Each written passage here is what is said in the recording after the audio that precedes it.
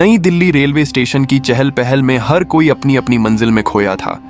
Platform पर चाय वालों की आवाजें, कुलियों की पुकार और आती जाती ट्रेनों की सीटी, हर ओर भागती जिंदगी।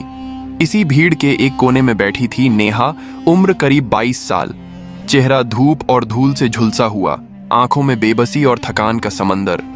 उसके सामने एक टूटा हुआ कटोरा पड़ा था जिसमें कुछ सिक्के खनक रहे थे। लोग गुजरते, कोई सिक्का फेंक देता, कोई हिकारत भरी नजर डालता और ज्यादातर ऐसे चलते जाते जैसे वह वहां है ही नहीं। नेहा की आंखों में हर बार उम्मीद की चमक उठती और फिर बुझ जाती। तभी स्टेशन के बाहर एक चमचमाती गाड़ी रुकी, दरवाजा खुला और एक युवक उतरा। राहुल, करीब 25 साल का, सादा लेकिन आत्मविश्वास भरा व्यक्तित्व। उसकी आंखों में अजीब सी गहराई थी। भीड़ ने उसे देखा और मन में वही सोचा जो अक्सर गरीबों के साथ होता है, अब वही होगा, पैसा और मजबूरी का सौदा। लेकिन राहुल सीधे नेहा के पास पहुंचा। वह उसके सामने झुककर बोला, तुम्हें पैसों की जरूरत है ना? नेहा ने सिर झुका लिया। राहुल ने कुछ पल उसे देखा और शांत स्वर में बोला, भीख से पेट तो भर सकता है, लेकिन जिंदगी नहीं बदलती। अगर सच में जीना है तो मेरे साथ चलो, मैं तुम्हें ऐसा काम दूंगा जिसमें रोटी भी होगी और इज्जत भी। भीड़ सन्न रह गई। किसी ने ताना मारा, किसी ने शक की नजर डाली, पर राहुल की आवाज में ऐसा यकीन था कि नेहा के कदम ठिठक गए। डर भी था, उम्मीद भी। दिल ने कहा, शायद ये भी बाकी सब जैसा ही होगा। पर मन के किसी कोने से आवाज आई, नहीं, ये अलग है। राहुल ने बस कार का दरवाजा खोला और इशारा किया। नेहा कांपते कदमों से उठी, भीड़ की ओर देखा। किसी की आंखों में तिरस्कार था, किसी में दया, और वह कार में बैठ गई। भीड़ वहीं रह गई, लेकिन नेहा की जिंदगी अब मोड़ ले चुकी थी। गाड़ी स्टेशन से दूर निकलने लगी। बाहर ट्रैफिक का शोर था, लेकिन अंदर खामोशी।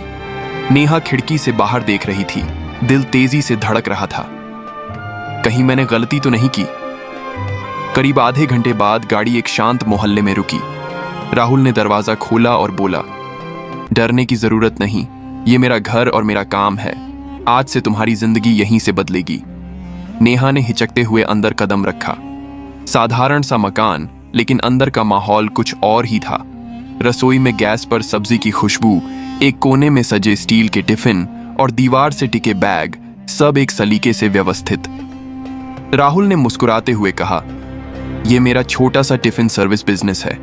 सुबह हम खाना बनाते हैं और डिलीवरी बॉय दफ्तरों और हॉस्टलों में पहुंचाते हैं। ये काम छोटा हो सकता है, लेकिन इसमें मेहनत और इज्जत दोनों हैं, और यही इज्जत मैं तुम्हें देना चाहता हूं। नेहा ने झिझकते हुए कहा, मुझे तो कुछ आता ही नहीं। राहुल ने जवाब दिया, काम सीखने से आता है। शुरुआत बर्तन धोने और सफाई से करो। धीरे धीरे सब्जी काटना, आटा गूंथना और फिर खाना बनाना सीखो। सवाल यह नहीं कि तुम्हें आता है या नहीं, सवाल यह है कि तुम्हारे अंदर हिम्मत है या नहीं। नेहा की आंखें भर आईं। उसने धीमे से कहा, मैं कोशिश करूंगी। दिन बीतने लगे। नेहा सुबह सुबह उठकर रसोई संभालती, बर्तन धोती, सब्जियां काटती। राहुल सिखाता, हर टिफिन सिर्फ खाना नहीं, किसी के घर का स्वाद है। इसमें मेहनत के साथ अपनापन भी होना चाहिए।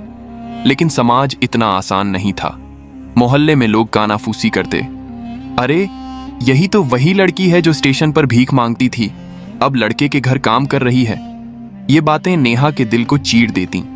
कई बार वह सब छोड़कर भाग जाना चाहती, पर राहुल के शब्द गूंजते, भीख आसान है, मेहनत मुश्किल, लेकिन इज्जत हमेशा मेहनत से मिलती है।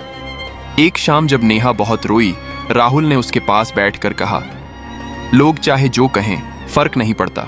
जब तुम गिरती हो लोग बोलते हैं, जब उठती हो तब भी बोलते हैं। फर्क बस इतना है कि आज तुम गिरकर भीख नहीं मांग रही, बल्कि उठकर मेहनत कर रही हो। आज जो तुम्हारा मजाक उड़ा रहे हैं, कल तुम्हारी मिसाल देंगे। ये शब्द जैसे उसकी आत्मा में उतर गए। उस रात उसने तय किया, अब चाहे कितने भी ताने मिलें, वो हार नहीं मानेगी। 6 महीने बीत गए। नेहा अब पहले जैसी नहीं रही। चेहरे पर आत्मविश्वास, चाल में यकीन और आंखों में चमक थी। वह अब सिर्फ हेल्पर नहीं, राहुल की टीम का अहम हिस्सा बन गई थी। नए काम वालों को सिखाती, ग्राहकों से बात करती और हर टिफिन में प्यार भरती। एक दिन एक मशहूर अखबार में खबर छपी, फुटपाथ से टिफिन साम्राज्य तक, नेहा और राहुल की मिसाल।